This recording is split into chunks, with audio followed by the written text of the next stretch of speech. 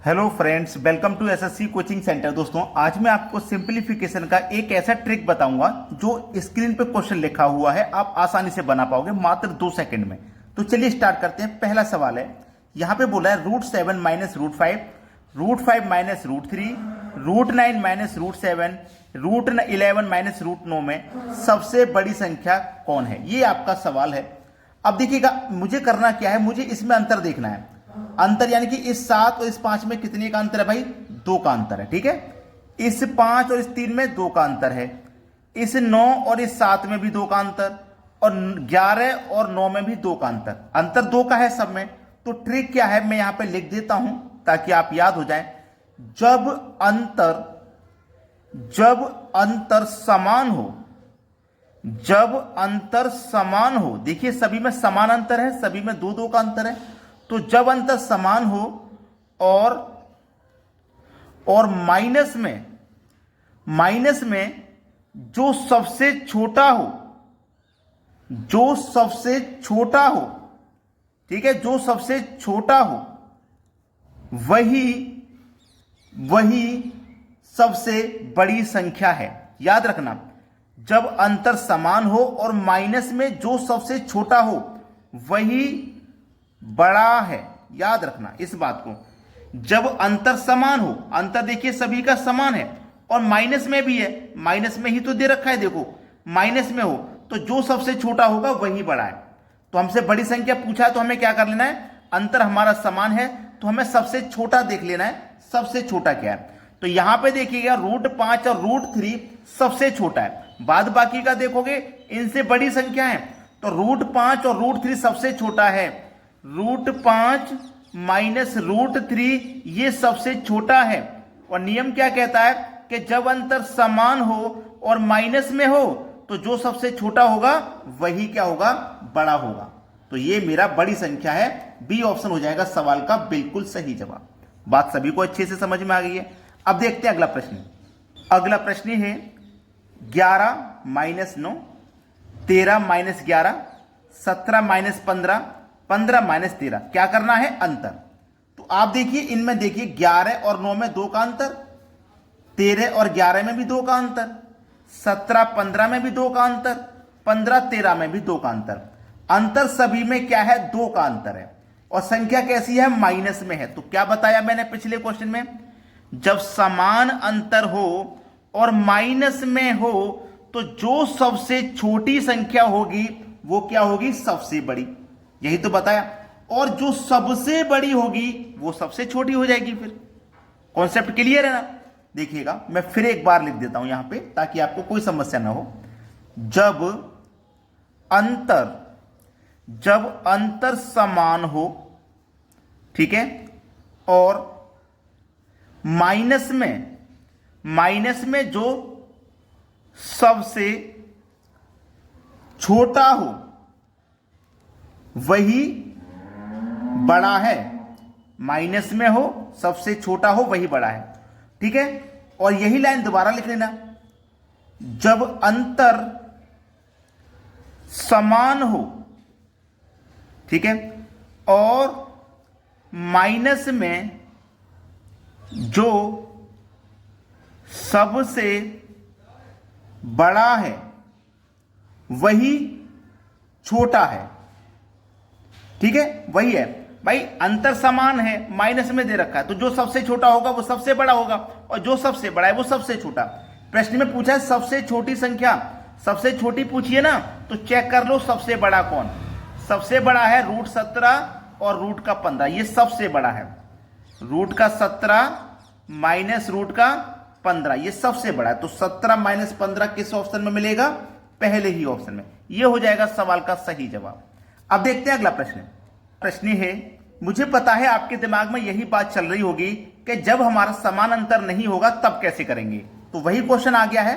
अंतर देखेंगे आप, 8 और 5 में 3 का, 7 और 6 में 1 का, 10 और 13 में 3 का, 11 और 2 में 9 का अंतर। तो इस बार अंतर तो समान नहीं है, लेकिन तरीका बहुत अच्छा है। करते क्या है, जब अंतर समान नहीं रहे, इस तरीके का सवाल आ जाए तो क्या करना है, आपको इन दोनों का मल्टीप्लाई करना है। 8 पंजे 40, 7 42, 10 का 13 में करेंगे तो 130 और 11 दूनी का 22। ठीक है, सबका हमने मल्टीप्लाई कर लिया। अब हमसे पूछा क्या है, सबसे छोटी संख्या कौन सी है।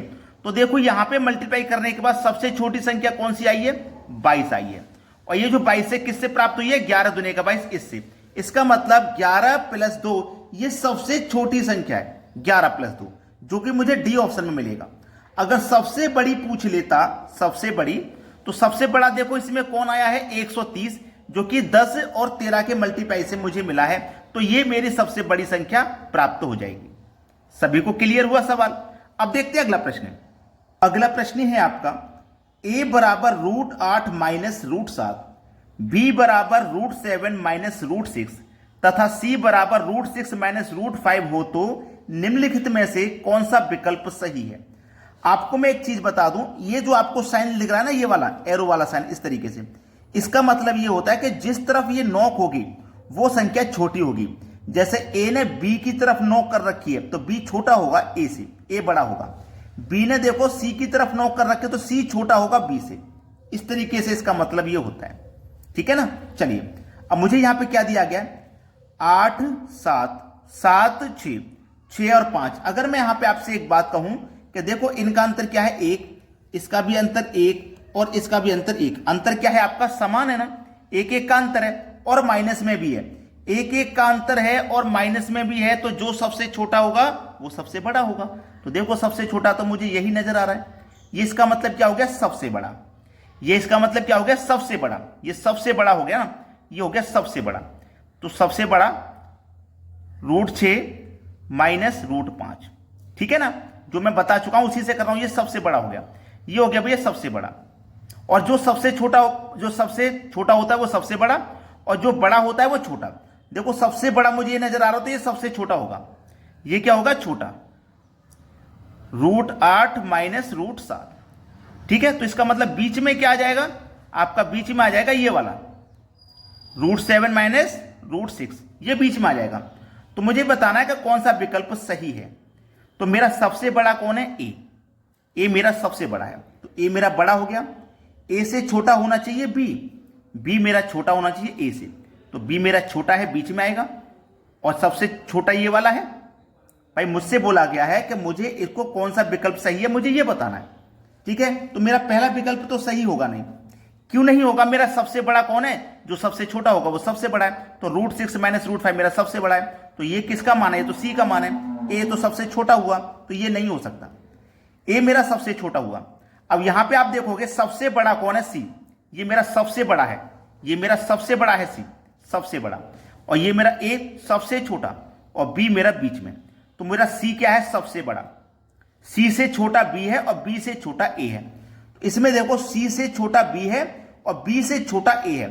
सी ने बी की तरफ नॉक किया हुआ है तो इसका मतलब बी छोटा है। बी ने ए की तरफ नॉक किया हुआ है, इसका मतलब ए छोटा है। तो मेरा यही ऑप्शन तो सही हो जाएगा। बात क्लियर है ना सभी को। अब देखते हैं अगला प्रश्न। अगला प्रश्न है, यदि √19 माइनस √17, √13 माइनस 11, √7 माइनस 5, √5 माइनस 13। अंतर कर लीजिए, 2 का अंतर, 2 का अंतर, 2 का अंतर और 2 का अंतर। सभी में 2 का अंतर है और माइनस में भी है। तो हमने ट्रिक बता चुके हैं कि जब माइनस में हो और अंतर समान हो तो जो सबसे छोटा है वो सबसे बड़ा रहेगा और जो सबसे बड़ा है वो सबसे छोटा। तो हमसे पूछा सबसे बड़ा व्यंजक, यानी कि सबसे बड़ा पूछा गया। तो देख लो भैया सबसे छोटा कौन है, वही सबसे बड़ा होगा। तो सबसे छोटा है √5 माइनस √3, √5 माइनस √3। ये क्या है, सबसे छोटा है ना, इसका मतलब यही सबसे बड़ा व्यंजक हो जाएगा। किस ऑप्शन में है, डी ऑप्शन में। डी ऑप्शन प्रश्न का बिल्कुल सही जवाब है। अब देखते हैं अगला प्रश्न। अगला सवाल है, निम्नलिखित में सबसे बड़ी संख्या कौन सी है, √2, 3√3, 4√4, 6√6। यह सवाल बहुत बार एग्जाम में आता है और इसको करना कैसे है वो सीख लीजिए। यहां पे कुछ नहीं है तो इसका मतलब यहां पे 2 होगा, स्क्वायर रूट में 2 होगा। यहां पे कुछ नहीं है तो इसका मतलब यहां 2 होगा। अब आपको करना क्या है, इस तरीके का कभी भी सवाल हो आपको करना क्या रहता है, ये √2 है ना, जब मैं रूट को हटाऊंगा तो पावर 1/2 हो जाएगी। ठीक है, ये 3 है, इस रूट को हटाऊंगा तो पावर 1/3 हो जाएगी। 4 रूट को हटाऊंगा पावर 1/4 हो जाएगी। 6 रूट को हटाऊंगा पावर 1/6 हो जाएगी। क्लियर है ना इतनी बात। अब आपको करना क्या है, 2, 3, 4, 6 का एलसीएम लेना है और एलसीएम आ जाएगा आपका 12। एलसीएम आ जाएगा आपका 12 एलसीएम आ गया ना। इस 2 से कटाओ पहले 12 को, तो 6 बार में कटेगा, तो 2 की पावर हो जाएगा 6। ये 3 लिखिए। इस 3 से कटाइए 12 को, 3 चौके 12, 4 बार में कटेगा, तो इस 3 की पावर हो जाएगी 4। ये 4 लिखिए। 4 से कटाइए 12 को, 3 बार में कटेगा, तो पावर 3 हो जाएगी। ये 6 लिखिए। इस 6 से कटाइए 12 को, 2 बार में कटेगा, तो पावर 2 हो जाएगी। 2 की पावर 6 का मान 64, 3 की पावर 4 का मान होता है 81, 4 की पावर 3 का मान 64, 6 की पावर 2 का मान होता है 36। पूछा है सबसे बड़ी संख्या कौन सी है। देखो सबसे बड़ा कौन है, 81 नजर आ रहा है मुझे तो। और ये जो 81 है, ये किससे निकल के आ रहा है, 3√3 से। 3√3 से निकल के आ रहा है, मतलब बी ऑप्शन प्रश्न का बिल्कुल सही जवाब है। अब देखते हैं अगला प्रश्न। अगला प्रश्न है, निम्नलिखित में सबसे छोटी संख्या कौन सी है। अभी अभी मैंने आपको बिल्कुल ऐसा ही सवाल कराया है, तो आपको यह क्वेश्चन मैं होमवर्क के लिए दूंगा। आप सभी बच्चे इस प्रश्न का आंसर कमेंट करके बताएं क्या आएगा। अगर आपने वीडियो को अभी तक लाइक नहीं किया तो लाइक कर दीजिएगा, शेयर नहीं किया है तो भाई अपने दोस्तों में शेयर कर दीजिए। रेलवे एनटीपीसी का एग्जाम आपका जरूर क्लियर होगा, ठीक है। आपको क्या करना है, इस प्रश्न का आंसर आपको कमेंट में बताना है क्या होगा। ठीक है दोस्तों, धन्यवाद।